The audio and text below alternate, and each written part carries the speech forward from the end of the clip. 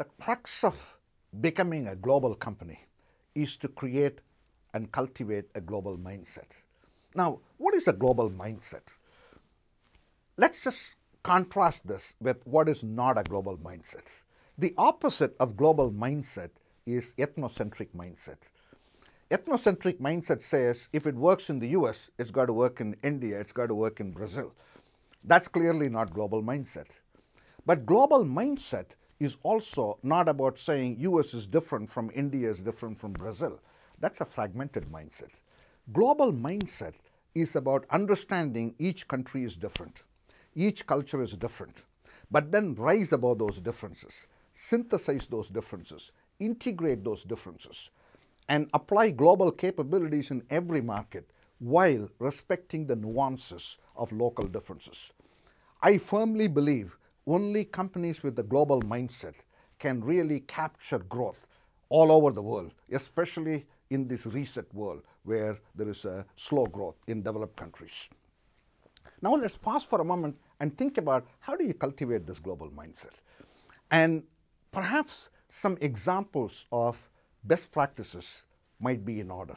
Companies like Nokia, Unilever, Procter & Gamble, General Electric have really embraced this concept of global mindset and really actively put in place programs to drive global mindset amongst their employees. Incidentally, mindset implies brain, and company doesn't have a brain. Therefore, we're really talking about the key decision makers and what is their mindset and how do we influence them. All these companies firmly believe mindset becomes inflexible with age. Therefore, they try to influence people's mindset when they are young. Take, for instance, Unilever. This company, whichever country they operate, they always recruit locally. In fact, one of the beauties of being a global corporation is you not only have access to all these markets, but you also have access to talent. For instance, in India, when they recruit locally, Unilever has a number of sophisticated ways in their recruitment. First, they identify the 10 universities in India which are producing the very best talent, and then try to persuade the very best talent in those 10 universities to come and work for the Lever subsidiary in India by doing a variety of things. For instance, they establish scholarships in these 10 universities to make themselves very visible. Unilever executives sit on the board of trustees of these universities.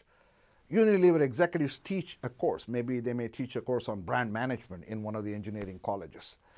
When you do these things, you become highly visible. You also begin to understand who are the most talented people in these premier institutions.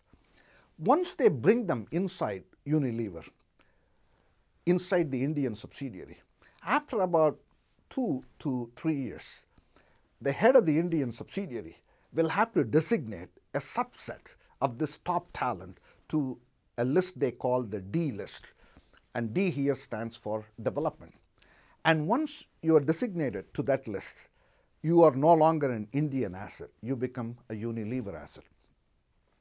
And you may wonder, what is the incentive for a country manager to designate the very top talent to only lose them immediately to Unilever? One of the scorecards on which the country managers are evaluated is how many people were you able to join to the D list this year. So it is in their interest to be able to put as many talented people on the D list as possible. Once you are designated on the D list, then you get moved around Unilever subsidiaries. And when you get moved around Unilever subsidiaries, they try to broaden you across 5 things. One thing that they try to broaden you on is across different tasks in a given function. Think about a function like marketing. It has got so many tasks. Selling is a task. Pricing is a task. Advertising is a task. So in one rotation, you may be sitting in a distributor shop selling soap. In another rotation, you may be designing the ad campaign for a brand. In another rotation, maybe you're managing the entire brand. The second thing that they try to broaden you on is across functions. So in one rotation, if you're managing the marketing function, another rotation, you manage the manufacturing plant. Another thing that they try to broaden you on is across businesses. So in one rotation, if you're in the laundry detergent business, another rotation you may be in the ice cream business. A fourth way they try to broaden you on is across distance. Distance here doesn't mean physical distance between countries. Companies like Nokia, P&G, Unilever, Nestle, GE have a fairly sophisticated measure of distance. We are talking about linguistic distance between countries, language differences, cultural differences, economic differences, administrative differences, political difference, etc. So they measure distance between countries on a number of dimensions and try to place you on countries which are as distant from each other as possible. And the fifth and final dimension on which they try to broaden you on is give you a short assignment in head office. Now imagine for a moment what happens to that individual when they go through this process. First, their mindset begins to get broader. When an executive from Lever Brothers USA goes to Nigeria on a rotation, suddenly he thinks, wow, there are a lot of capabilities in Nigeria. You begin to understand the world is rich with ideas, capabilities, and no country has monopoly on them. Again, when you get moved around like this, you move best practices, because after all, moving people is the best way you can move capabilities, you can move ideas. But most importantly, this begins to develop a network.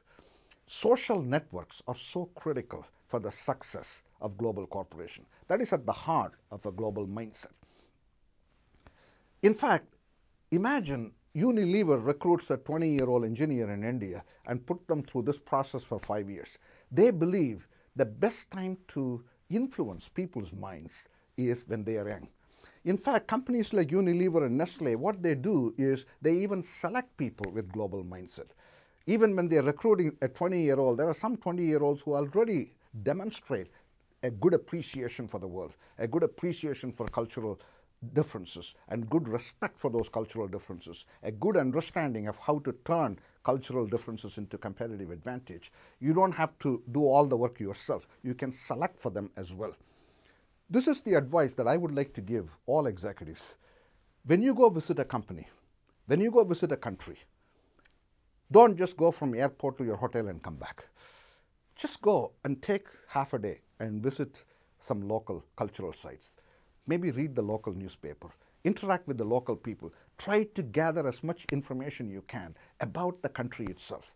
In fact, research shows if you spend 1 week in 52 countries, you get broader mindset than spending 1 year in one country. And it is always easier for you to find a week to spend in a country. I understand the constraints of dual career, the constraints of travel, etc. Make use of the opportunity. Maybe during summer break when kids are off from school, maybe take that as an opportunity to get a short-term assignment in your company to another place for a month or for a couple of months. That can help you a lot in broadening your mindset.